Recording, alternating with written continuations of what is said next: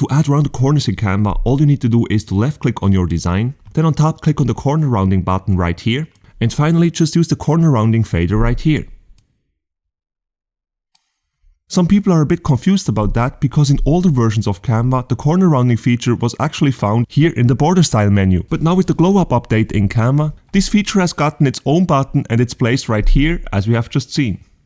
Corner rounding can be applied to images like this one right here. However, you can also apply it to shapes. For example, if you press R on your keyboard, this will add a rectangle to your design. And if you would now like to round the corners of this rectangle, all you need to do is again click on the corner rounding button at the top and then use the fader. This obviously works for all kinds of shapes, not only rectangles.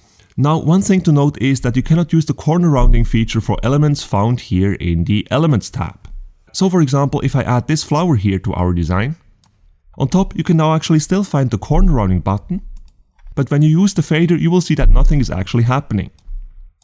This is to be expected though, because many of these elements right here actually already have rounded corners, and it would be very difficult to make the corner rounding feature work for these, because after all of these elements look completely different.